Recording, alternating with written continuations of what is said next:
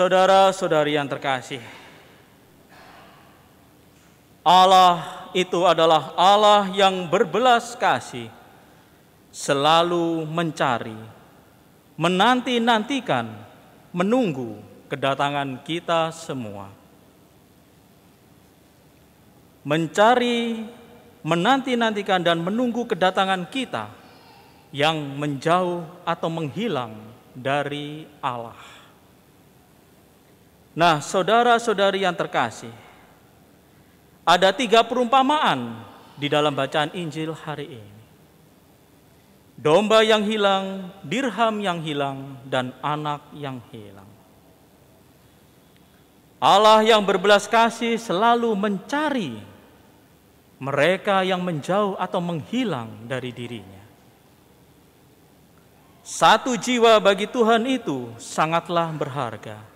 Maka kita semua adalah pribadi-pribadi yang berharga di mata Tuhan.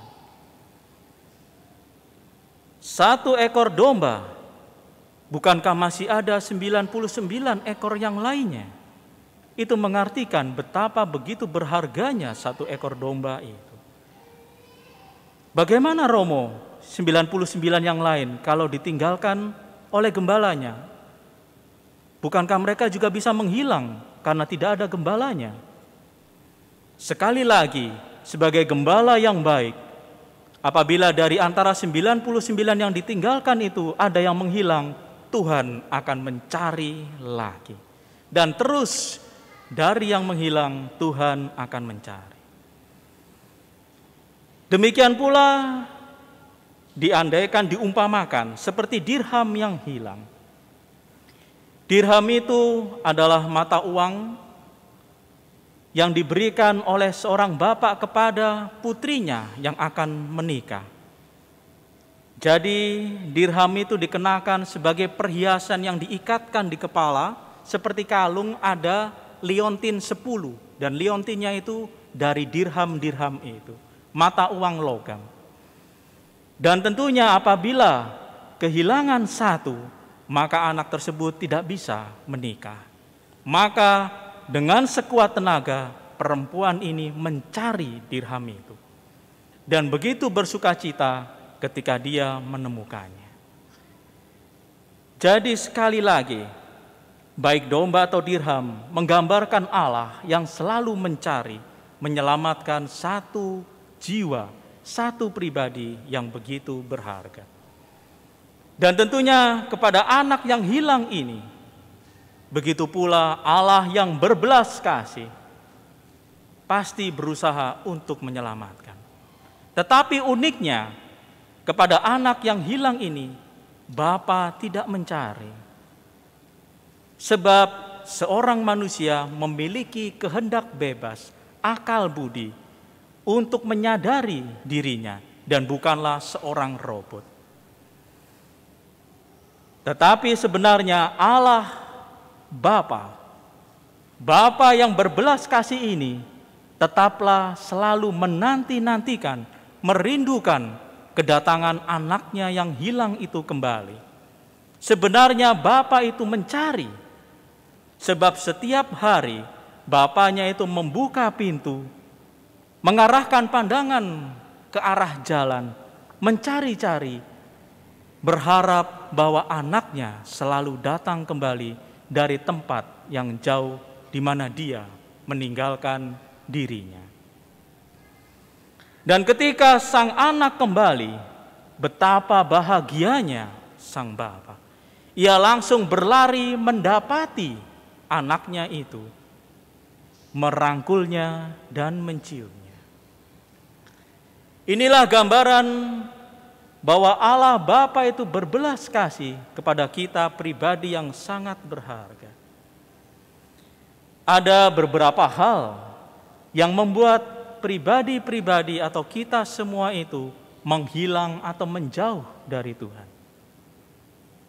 Yang pertama, bahwa oleh karena kehendak bebas dan keinginan diri pribadi manusia masing-masing memilih untuk melanggar aturan-aturan atau perintah Tuhan, yang menyebabkan orang menjauh atau menghilang dari Tuhan adalah dosa. Manusia dengan kehendak bebasnya memilih untuk bersenang-senang, berfoya-foya. Bagi orang-orang yang semacam demikian, aturan-aturan, perintah-perintah Tuhan mengekang kesenangan dan kebebasan. Sehingga mereka melanggar aturan-aturan dan perintah-perintah itu yang mengekang kesenangan dan kebebasan dirinya. Itulah yang menyebabkan orang kemudian kecanduan dengan kesenangan dan perasaan merasa bebasnya dengan foya-foya dan kesenangan-kesenangan dirinya. Yang kedua, bahwa orang merasa menjauh, mau menjauhkan diri dan meninggalkan Tuhan, sebab rumput tetangga lebih segar. Bahwa saya merasa berada mengikuti Tuhan di dalam agamaku ini, kok saya tidak makin makmur, tidak makin kaya, dan tidak makin bahagia. Sedangkan mengikuti Tuhan yang lain, kok rasanya lebih happy, sejahtera, dan bahagia. Makin kaya. Sedangkan mengikuti Tuhanku, mengapa? Selalu ada derita dan derita. Maka orang memilih untuk menjauh dan meninggalkan Tuhan. Yang ketiga, mengapa orang memilih untuk menjauh atau meninggalkan Tuhan? Sebab apa yang dicarinya di dalam gereja ketika mengikuti misa, mendengarkan sabda Tuhan, begitu membosankan, boring. Romonya itu aja. Gak ada ganteng-gantengnya sama sekali. Kenapa romonya tidak berwajah seperti Nicholas Saputra atau Gabriel Prince atau Ji Chang-wook gitu ya? Wajahnya begitu saja. Tidak ada ekspresi juga di dalam pada waktu pemberian sabda Tuhan itu. Khotbahnya juga garing, guaringi pol. Gak menghibur sama sekali. Seperti Cak Lontong gitu kan, atau nyanyian-nyanyian yang indah bernyanyi seperti Delon gitu. Sama sekali, sungguh-sungguh khotbah sabda yang disampaikan itu garing dan membosankan. Lebih baik saya ke tempat lain mencari hiburan-hiburan yang lain. Dan akhirnya semakin hari mencari hiburan-hiburan dan bahkan hiburan-hiburan yang tidak sehat, maka akhirnya semakin menjauh dan meninggalkan Tuhan. Dan yang keempat, mengapa orang meninggalkan dan menjauh dari Tuhan? Karena melihat bahwa penderitaan itu datang bertubi-tubi. Setelah istri meninggal, anak meninggal. Atau seorang anak menyaksikan setelah ayahnya meninggal, ibunya meninggal. Lalu kemudian di mana-mana terjadi sebuah kejahatan yang berkeliaran. Para koruptor bebas begitu saja. Orang jahat makin makmur hidupnya, orang baik makin sengsara hidupnya. Melihat ketidakadilan di mana-mana, akhirnya orang bertanya, Tuhan, Engkau ada di mana? Bukankah saya sudah meminta selama ini berdoa untuk kesembuhan orang tua saya, untuk kesembuhan anak saya? Tapi kenapa tetap saja mereka meninggal dunia?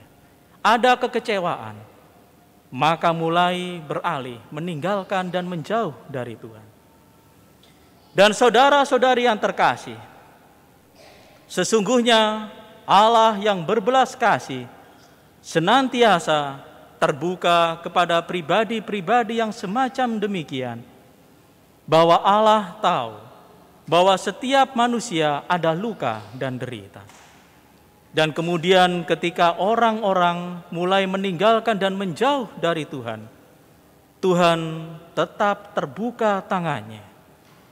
Sebab akhirnya Tuhan memberikan sebuah pemahaman melalui akal budi dan kesadaran manusia.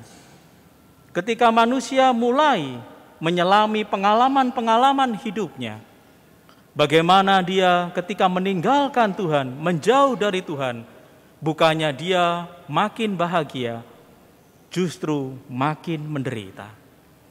Disitulah di dalam kesadaran dan pengalaman hidupnya, seperti anak yang hilang ini, yang semakin jauh dari Allah Bapanya, dia makin menderita. Kesenangan-kesenangan itu hanya bertahan sementara. Dan barulah ketika dia mengetahui penderitaannya semakin akut, dia pergi sadar bahwa Bapa itu adalah sumber sukacita dan kebahagiaan. Nah, saudara-saudari yang terkasih, disinilah letak pentingnya sebuah kesadaran dari akal budi dan hati nurani manusia, bahwa ketika manusia di dalam pengalaman hidupnya, mereka mencari-cari bagaimana untuk memperoleh sukacita dan kebahagiaan, dan kemudian terjatuh di dalam dosa. Maka Tuhan senantiasa dengan hatinya yang penuh rasa belas kasih akan tetap dengan tangan terbuka menanti dan menunggu kita. Seperti seorang bapa selalu berharap-harap anak-anaknya pulang ke rumah tepat waktu, di dalam rasa cemas menantikan putrinya semoga pulang dengan selamat datang ke dalam rumah. Dan tentunya itu semua adalah rasa belas kasih seorang ayah, seorang bapa yang selalu merindukan keselamatan anak-anaknya. Meskipun anaknya itu sudah begitu rusak perilakunya, sudah berdosa besar, tetaplah tangan terbuka dari sang bapa siap untuk merangkul, memeluk, dan mencium kedatangan anaknya yang mau untuk bertobat. Dengan demikian, kasih pengampunan dari Allah selalu terbuka untuk kita semua. Dan sungguh, para malaikat dan para kudus di surga akan bertepuk tangan bersuka cita ketika satu orang berdosa datang bertobat kembali kepada Tuhan, dan disitulah terjadi sukacita surgawi. Semoga kita semua siap sedia selalu berada di dalam perjalanan iman kita untuk kembali bertobat kepada Bapa yang berbelas kasih, menerima pelukan dan rangkulan Dia yang menyelamatkan. Tuhan memberkati kita semua.